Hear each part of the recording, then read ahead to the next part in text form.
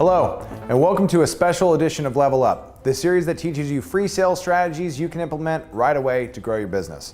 Today's episode is dedicated to all you folks in the solar industry. We're going to be sharing with you the top 3 objections homeowners give and how to overcome them. Please make sure to share these videos with your friends and family, and don't forget to follow our page to be alerted when new videos are posted.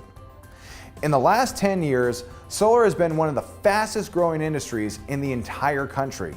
With more than 14,000 megawatts installed in 2016 alone, solar sales more than doubled its previous year. In regions where utility rates are astronomically high, like California for example, contractors have been flooding the market as a means to get in on this cash cow. In fact, in San Diego where I live, there's more than 300 solar contractors established. And with any market that becomes overly saturated, the ability to compete becomes more and more challenging every day. You know, it's so tough to win that in this market, 2 out of 3 solar contractors are going to go out of business within 2 years of starting their company. And because of these odds, many companies within the industry have reached out to me to help them with their sales process. And one of the first things they share with me are the objections they get from homeowners. The funny thing is, most of the companies that I work with are getting the exact same objections as everyone else. And after researching, I found that these objections were the most common objections across the board throughout the entire industry. So I'm going to go over these objections one by one and share with you some ways you can overcome them to win more business in the home. Here are the top 3 objections solar sales professionals face with homeowners. Number 1, they need other bids. Number 2, let me think about it. And number 3, it's too expensive. So the first one is we need other bids. An alternative to this is, you're the first one we've met, or second one, or something along those lines. This is hands down the most common one that solar professionals run into. Now, I don't care what your customer says. The bottom line is this. If that is truly their objection, then they weren't sold on your company, you, or both. Now, that might be a hard pill to swallow, but it's a reality nonetheless. I mean, let's be honest. If they knew beyond a shadow of a doubt that you were the right company, how would having more quotes make that any clearer? If you've ever been 100% certain about anything, did you need 5 to 10 additional opinions after the fact to convince you otherwise? Of course not.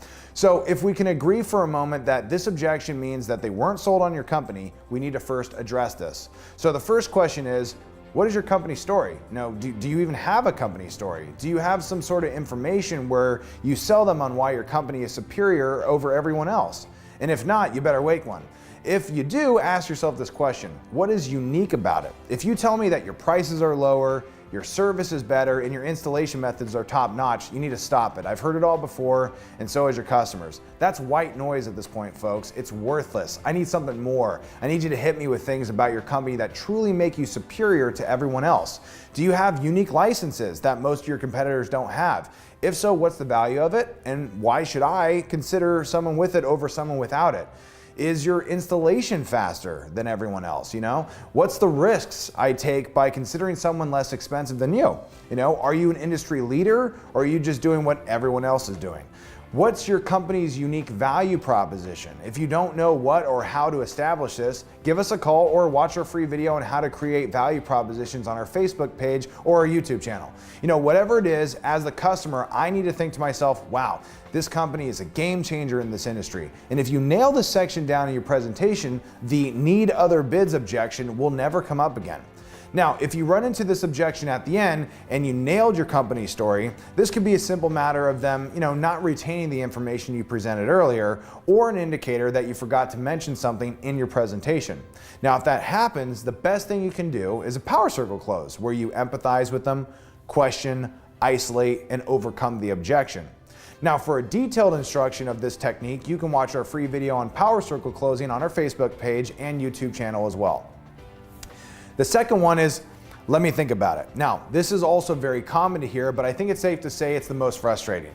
The reason why is simple, because it isn't much as an objection as it is an excuse. On its own, let me think about it, doesn't mean the price is too high, it doesn't mean that they don't like your company, and it doesn't mean they don't like your product.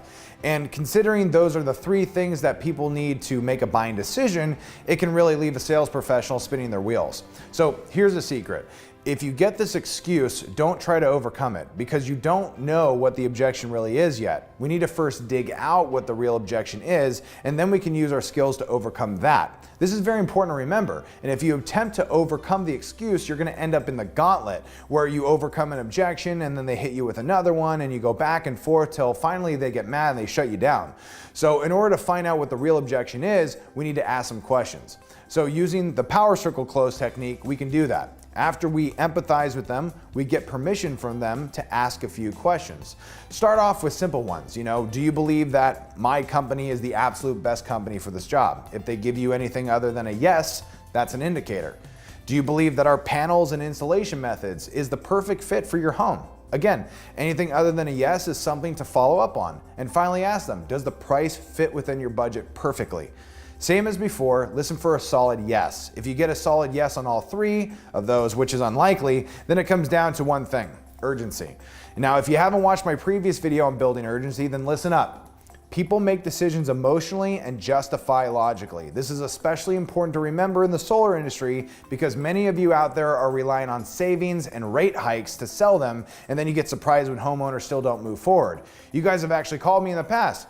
Matt, I cut this customer's bill in half and they still didn't do it. I don't get it. It's because there's no urgency, okay?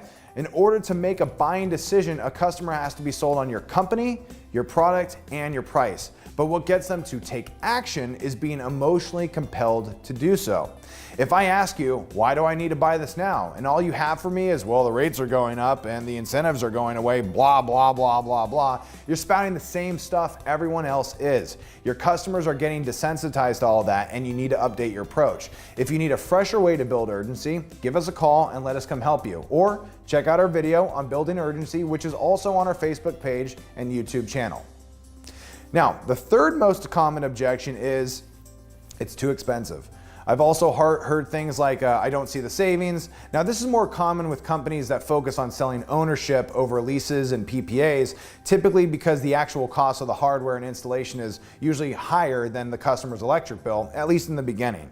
And as you all know, solar is considered an investment. And unless you're selling a lease or a PPA where the price is heavily reduced because of the tax credit, being removed out ahead of time, your customers don't usually start seeing money savings until a few years down the road. Now, to combat this, many solar companies have created savings charts where they visualize for the customer savings over time, or have similar charts that shows the price per kilowatt for solar compared to the price per kilowatt to the current utility rates.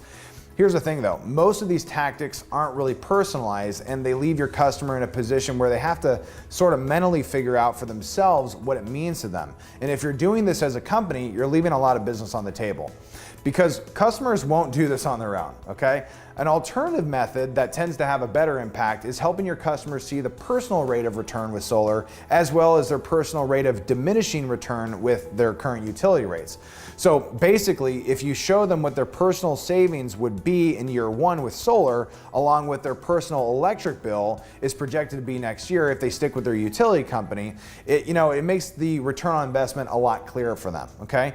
Then what you wanna do is show them what it looks like 3 years down the line. And in both scenarios, again, with the utility company and the solar, and then maybe also do a 5-year one.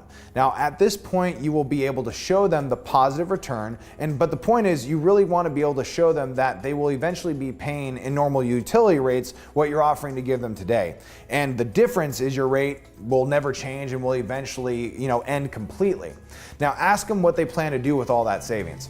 Help them paint a picture on how bright their future is once they're free from paying anyone else, right? But no matter what, it must be personalized for them. Amazingly enough, if you incorporate a personalized approach when describing the return on investment, the I can't afford it objection comes up a lot less often. Another option, of course, is having a wide variety of finance options for them to choose from. If you're a contractor that believes cash is king, so you don't offer financing to your customers, you're really leaving business on the table. You got to remember that cash is a limiter these days. Having less options to buy your product means less customers you can sell to. Having a few different ways your customer can handle their investment will always put you in a better position to win their business, okay? So we hope you found today's episode helpful. If you're a contractor that wants to dominate your market, Then give us a call or visit us at www.gamemasterscorp.com and schedule your free 10-point sales analysis today. We've worked with tons of great companies in the industry and have helped them all grow their sales astronomically, and we'd love to have the privilege to do the same for you. Thank you for watching, and we're going to see you on the next episode.